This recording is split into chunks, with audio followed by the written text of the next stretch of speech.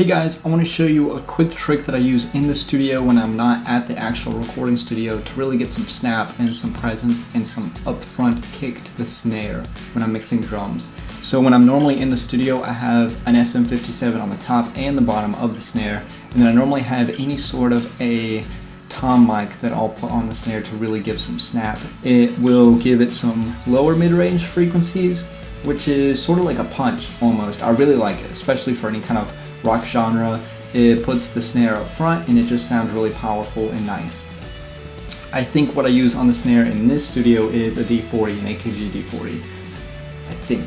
Now before anything, I'm going to show you the before and after, what we're trying to go for. In this kit we have a room mic that has the snare in it, a little bit of the snare in the overheads, and then only one mic on the actual instrument itself, unfortunately. So I'm going to play the before and after for you.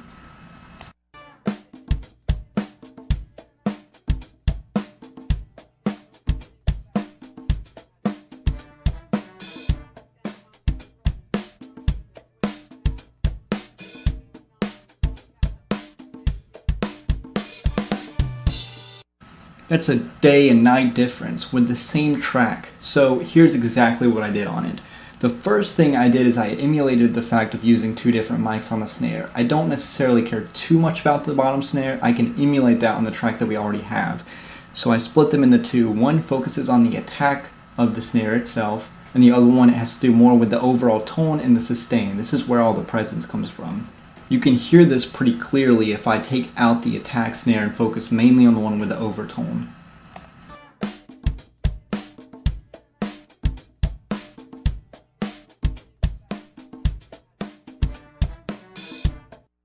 The secondary snare that I've edited has more of a click to it. It's a punch and it's very short. The compression will actually draw the snare back as quickly as possible. I think I have a gate, an expansion gate, that'll actually draw back the volume of the snare as soon as it hits.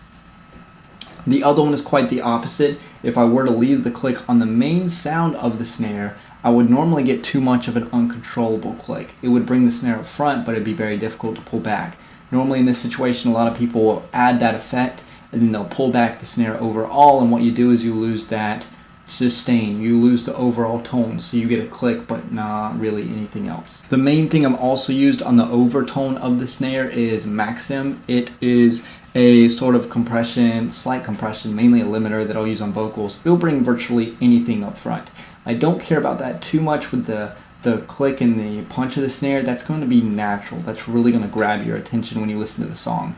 But the overall tone of the snare, I want it to be above the kit and a main driver of the song itself. The kick and the snare are sort of the rhythm carriers for any song, but mainly on this one. The bass doesn't really do much of that.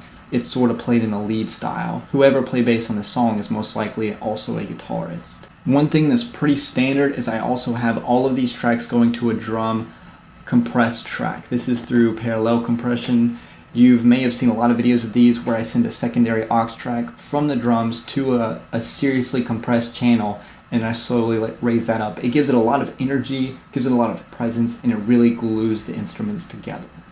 Now that we have all of the instruments together, I just want to play a quick clip of the song so you can hear the before and after with the original snare and the one that we've edited ourselves.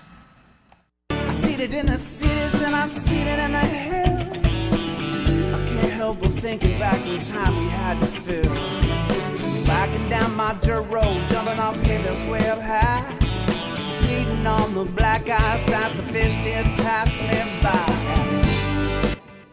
Well, there you have it. A pretty easy trick to bring your snare up front, add it some presence, a lot of punch, and emulate using a tom mic if you were in the recording studio yourself. If you like this video, give it a thumbs up, leave a comment below if you have any questions. I'll be doing a lot more videos like this. Hope you can subscribe. Thank you so much.